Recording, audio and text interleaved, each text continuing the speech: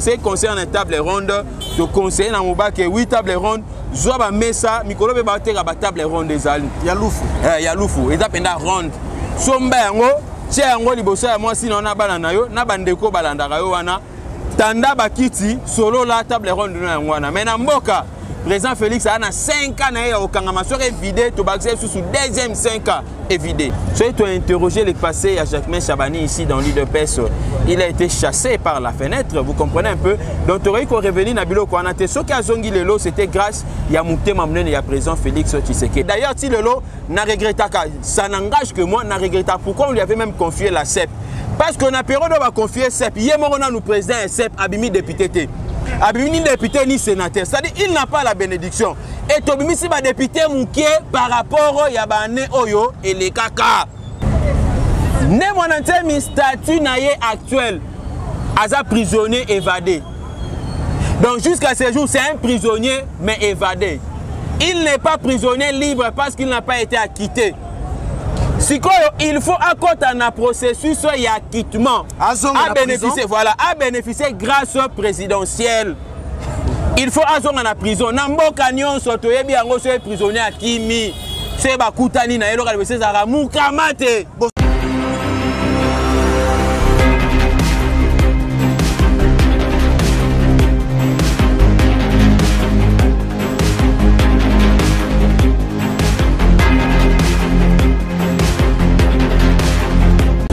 Merci fidèles internautes, vous qui nous suivez sur les www.congomillennium.com. C'est l'heure de suivre votre émission 100% News. 100% News, il y a le lot. Comme d'hab, Tokiti et Sika Actualité Zali, parce que nous, c'est l'actualité. L'actualité aujourd'hui, Zali Nangambu Yaba, Ndekonabisu, il y a UDPS. L'UDPS, c'est que le parti au pouvoir. Bien qu'ils soient au pouvoir, mais jusqu'à présent, il y a pas mal de choses qui se passent au sein de l'IDPS, entre autres divergence des idées, divergence des pensées entre Bango na Bango. En dehors, il y a divergence ou il y a pensée. Il se passe encore d'autres choses. 100 jours et Outaki Koleka, mais jusque-là, la promesse qui a été faite s'est réalisée bien que les 100 jours s'est passé. En dehors de cela, nous aurons encore quelques trucs à parler ensemble avec notre invité qu'on n'a même pas le temps de vous les présenter car vous les connaissez déjà. Bonjour président Gustave. Oui, bonjour mon Amboka Bello. Ndeko balandi ya Congo Millennium mais baza ebele ko mona yo lisusu ezali esengo yebisa biso santé à partir ezali ndenge nini. Oui, santé à partir ezali très kitoko très peuplé ndongo ezali komona. En dehors, il y a Ounio Sobatubaro Kanisa, je vous rassure, je vous dis, partez à Kitoko, au Monikande, Batuba Fandi, Libanda Bouti, Nakati, Batubaza, vraiment, fonctionnement à partir de très bien. Fonctionnement à partir ezali très bien. Yamboete tokita na likambo sali moto na IDPS wone ezali kamba suka tokolobela tokobanda nanu na likambo oyo ndeko mwana mboka Valentin Mubaki to proposition mwana mboka Valentin Mubaki autaki kosala. Valentin Mubaki asengi na président Félix Antoine Tshisekedi Tshilombo a convoqué table ronde to dialogue pour baï politique bavanda autour d'une même table ba meka kolongola nanu crise ozali na kati ya RDC li kambongo ekomela ki bino ndenge nini proposition wana. D'abord nazoyebisa na Valentin Mubaki il n'y a pas une crise na kati ya mboka na biso parce que l'élection c'est salamaki o yekuta azalaki même pas participant même pas na niveau de députation donc Mubaki nenga zali bongo donc la ministre il peut avancer peut-être ses allégations mais Rosala pas tenir en compte parce que azolo bana lokola mution sozo golbana e kando ba français ba kana di fanfaronnage o ya zali ko sala wana. Ce qui a pour ça, il y a table ronde. Qui table ronde au yaye. Azwa ba mesa o izana katanda kunaye. Atia ngo ronde afin d'ici batuna o zana bango 10 wana 20 wana ba fandi tout autour asolo na wana makambo. So quand c'est que nos table ronde et ko salama pour na ye a ko soit poste c'est vraiment que non agugio. Aussi longtemps qu'il a été incapable il y a comme ma batu conduire délégation, il y a rassemblement na dialogue banda kota la ma plutôt dialogue il y a Saint-Sylvestre. Il a été incapable dans 3 jours il y a Pamba ba bois qui s'appelle Libanda parce que il ne méritait pas. Il n'a pas de leçons à nous donner parce que son parcours dans l'IDPS, pas vraiment dans l'IDPS, aux côtés de Tiens Tshisekedi, parce que dans l'IDPS tu dois te retrouver dans l'exécutif, être aux côtés du président. tu peux être son conseiller, Azorata Moutou Azane Libanda Mami qui on a le coup la conseiller. Donc il n'est pas forcément de l'UDPS, mais il a été conseiller. Il y a président Etienne Tshisekedi. Le président Etienne Tshisekedi a ça Dayana. Il y a pas Maramne, c'est Dayana qui conseille ça Daya. Donc il n'a rien à nous donner comme étant, je dirais, une leçon. Parce que parcours, on a été comment il a été. Hein. Tu as empêché Mbalebela Kota. Donc il y a président Etienne Tshisekedi Bandaï Kozong Isaïe. Donc en ce qui concerne une table ronde, tu conseilles dans mon bac 8 tables rondes. Zoba Mesa, Mikolo Bebaté à la table ronde des Alpes. Il y a Loufou. Il y a Loufou. Et ça pendant ronde. Sombango. Tia ngo liboso ya mwasi na ona bana na yo na bandeko balandaka yo wana tanda bakiti solo la table ronde na ngwana mais na mboka président Félix a na 5 ans na ye okanga soirée vidé to bakse sous deuxième 5 ans évidé lokola pe to beti lisolo ya ba mandat pe na lisolo ya bambilinga mbilingo ezoko saleba na ngambo ya bandeko na biso ya Lamuka to beta pe lisolo nanu ya IDPS Lamuka apparemment IDPS est commis pe na biteni mibale IDPS 10e rue na IDPS Lamuka. IDPS Lamuka eza bandeko oyo bakokanisa ke na ngambo mususu wana ndeko Kabund azana ba compétence te esengeli atika pe pouvoir wana pe na bandeko Germaine Bakamba nzoka bino bandeko ya IDPS lala bo sepeli nango te mimi bino na kobeta na makofi ole ya kosolola ndenge ba politicien basololaka. Merci beaucoup. On a précisé que il y a des tendances dans le cas de IDPS, mais il y a des individus mal intentionnés. Vous comprenez un peu? Il y a Jacquemain Chabani. Mais vous savez, dans l'IDPS, tout le monde a son histoire, tout le monde a son parcours. Si tu as interrogé le passé à Jacquemain Chabani ici dans l'IDPS, il a été chassé par la fenêtre, vous comprenez un peu. Donc tu aurais pu revenir à Bilo Kouanate. Ce qui a zongi lelo, c'était grâce à Mouté Mamnen et à président Félix Tshisekedi. Mais tout le monde a dit que Jean-Marc Kaboun. Le président Yemoko Etienne Tshisekedi a nommé. Le président Félix Ayel a nommé secrétaire général. Et Soukisika Rawanate a nommé Lissoussou. Président AI de l'UDPS. Ce qu'on biso Tolanda oyo président Félix Tshisekedi a lobby, to asali, Tolanda o Jacquemain Chabani a sali. Nga naza convaincu que na ba makambo o ya Jacquemain. D'ailleurs si lelo na regrettaka, ça n'engage que moi, na regretta pourquoi on lui avait même confié la CEP. Parce qu'on a période va confier CEP. Yemorona nous président CEP abimi député té. Abimi député ni sénateur. C'est-à-dire il n'a pas la bénédiction. Et tobimi si ba député mouké par rapport au yabane oyo et les kaka. Nous devons savoir ndengeni tori kotambo na makambu mususu. Bango lelo bazo senga que non les trio banda ko diriger. C'est-à-dire Jacquemain Wakwenda comme président ya quoi? Ya convention démocratique Jacquemain comme président CEP na Jean-Marc Kabund azonga lokola secrétaire général. Biloko ba osala wana nga na yebitia. Na yebite soki excès à cause ba gaz mingi de air moko ebungisa biso moi mémoire. Ba statut ezali clair. Quand est-ce que les trios là ont travaillé? C'est lorsqu'il y a un vide au niveau de la présidence du parti. Les trios va travailler pour n'aba côté sabiso na congrès to bimisa président Sika. Na hiérarchie na biso ya parti. La deuxième personnalité est la secrétaire général.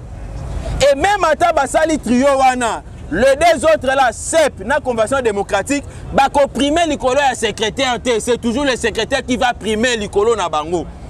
Mais dans le cas précis, le président Félix Tshisekedi n'a pas quitté l'UDPS. Le président Félix Tshisekedi a été dans l'obligation.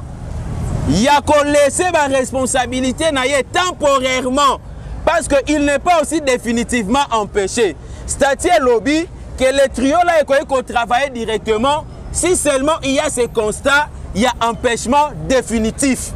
Nabisona Bango, Toyebi ensemble que le mandat chef de l'État est de combien d'années? 5 ans. Et ça déterminé, c'est-à-dire un empêchement temporaire. Et ça reconnu. Cela ne peut pas faire appel à la décision que les trios aient travaillé pour notre congrès. Aussi longtemps que Jean-Marc Kabund assume l'intérim. Oyo président Félix Tshisekedi anoma qui est. Nga lelo oyo na défendra ba valeur au sein de l'UDPS. Batu bako qualifier nde ba qualifier na bango. Lelo se ba qualifier nga Kabundi c'est na osepela parce que lobi ba qualifier nga chilombiste. Na bi tozala na bino. Batu liboso ba nda ko benga na terrain ba chilombiste, c'était nous. Tangu Félix Tshisekedi proposition bimi que vous soupçonnez ya kolia mbongo Kabila. Non seulement ça, mais tangu Félix Tshisekedi kombo na ye ezalaki cité lokola candidat premier ministre na part ya rassemblement na dialogue tosalaka ya accord ya Saint-Sylvestre tozala bato liboso to ando kita na terrain pour na ko vulgariser même na ba parlement debout parce que wana nazalaki secrétaire général à collectif ya parlement debout je le suis aussi aujourd'hui et puis président du parlement debout ya Tchangu même na kati ya parlement belé ba combattant bando comprendre te ozote ya bango le bien fait le bien fondé au ekozala ceux qui ont accepté Félix Tshisekedi comme premier ministre bando longwana bino boza ba chilombiste mais le oyo Chilombo a gagné le pari, il est devenu président de la République et président de l'UDPS. Le quoi tu vas soutenir ma valeur. Le peut soutenir ma valeur, na signature à Félix Tshisekedi, on nous taxe des kabundistes. C'est comme ça, on ne peut pas refuser cela parce que ça maloba on a quatre UDPS aussi to mesana na yango, mais nous nous défendons que des valeurs. Ngana ko cesser ko soutenir Jean-Marc Kabunda comme président AI de l'UDPS. Les jours où on a Félix Tshisekedi allons lié comme président AI. Ce qu'a nommé Moutoumoussoussou, je me rallie derrière cette personne-là.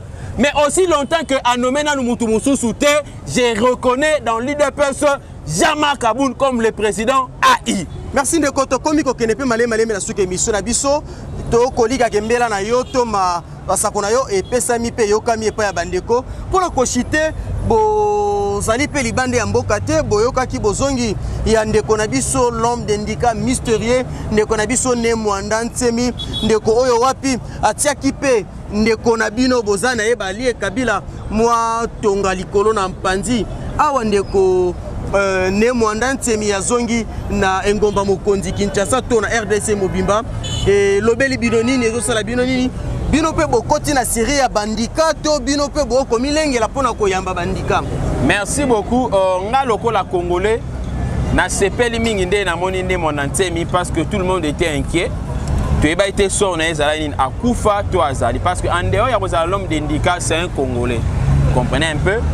Tu es binde ni ba arrestation na yaki batie na kati ya boloko akimi mwana mai apakati mbangu akimi pemba mwa akati suki na mandefu na moni penane mwana ntemi kovo na mandefu suki ezate ndenge moko na leki mbanga mandefu ezate voilà alors lelo autant na moni ye likolo ya ba interprétation no sur lobamaka parce que je me rends compte même Martin Fayola loba que non Félix Tshisekedi abimisa pe nani ne monantemi akufa il faut pas poursuivre mais le ne monantemi abimi et ça le biso bien mais bien que abimi et c'est là tu ba eloko moko boy parce que ba congolais to vivra ton versatilité trop vraiment la versatilité ne monantemi statut naie actuel aza prisonnier évadé donc jusqu'à ce jour c'est un prisonnier mais évadé il n'est pas prisonnier libre parce qu'il n'a pas été acquitté. Il faut accorder un processus et acquittement à bénéficier, voilà, à bénéficier grâce au présidentiel. Il faut attendre la prison. Nambo Canyon soto yebi ango so prisonnier akimi. C'est bakutani na elo kalbese zara mukamate. Bozo bangate ndamba bato batikala ki abimisa lisusu bango na bandika na ye. Tolobi boy, to bangelo rote, yemo passa yebi. Ye kutu ponanga. Ala mutu moka ngala ata na palete anga ga yemo inde kokoko abeti portail wana gaya wana kokoko na ye barrière ya prison ba fongolele à côté aki oluka cellule na wazala wana abina yo zonga na kima parce que Kabila linga barenga wana nyoso pona kotia musapi na ndeko lenga nkoyito nini non ce n'est pas kotia musapi na ndeko lenga nkoya lobi kozongisa ye na prison eza ko tumbola lisusu poto c'est comme qui pena ko kauka non écoutez c'est de la politique, ezalité kotumbo la pota ezali à kokauka, mais c'est remplir juste certains principes juridiques. Parce que il faut na boloko wana ba certifié. Kuna na kata boloko ba koma kombo na ye na liste ya bato ba bénéficier qui grâce présidentielle. Vous comprenez un peu? Donc à compte kaka ba komi kombo na ye na bato ba signer qui grâce présidentielle abimi azongeli a commis citoyen libre parce que le senga na kutena na c'est ndeko yo za mokimi boloko zonga boloko banga bandika na été na banga ndikani ngape na otamba na bikedi so indiqué na liena bikedi bandeko barako comme nous sommes arrivés pratiquement à la fin de notre émission Castro Kabona Boete ça ko pesa bino moi liloba suka par rapport à élément na biso ya lelo 1 minute oui liloba suka ezali bandeko nyoso to soutenir président Félix Tshisekedi to ana liloba moko to mikolo Tango la mukaki, wana idéologie na yenango. Tango la mukaki, est-ce que peut ba tout bonjour? Otuna ba ngondenge ni santé. Oyebisa ba que non je vous love, je vous aime parce que Congo pone tambo la photo ça na mutu nyonso que non je t'aime. Soit to développer bolingo, ndé Congo na biso ko développer. Et loko ezo ma Congo na biso za mutema mabe 100 jours réussite totale. Et là, on a simbité kola fune kola masangu parce que pour na kolona masangu na fufi faut zela ba 6 mois ba 7 mois. Ce qu'on a 100 jours et kokate, il faut qu'on la comprendre. Est-ce que Kabila tigala biso ba entrepôt ah ya ba réserve masangu na fufu au Félix ya kaboleli ba combattant balia comme ça peuple congolais souffrir. Non.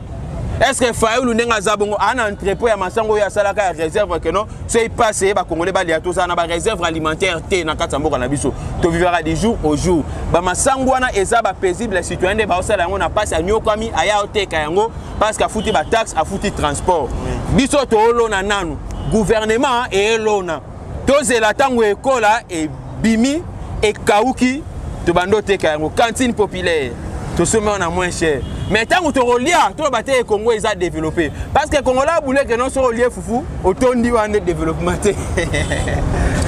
Merci Minindeko Balandia Coco Millennium, mais comme nous vous le disons, Tozalaki la Katia siège il y a UDPS, il fallait te vérifier certaines informations juste parce que rumeur et zalaka vraie base il y a information té. L'information ba puisa kango na source.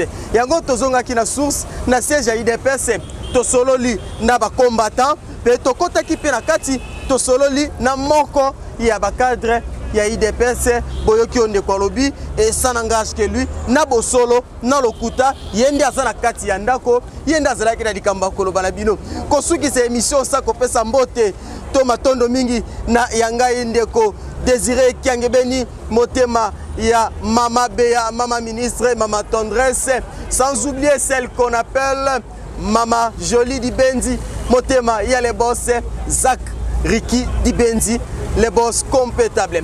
Si vous avez aimé cette émission, vous devez dire grand merci à celui qu'on appelle Jires Mwanda, celui qui était derrière la caméra pour vous réaliser ces belles émissions. Quant à moi, Bello Belkam, je vous donne rendez-vous à la prochaine émission. Bye.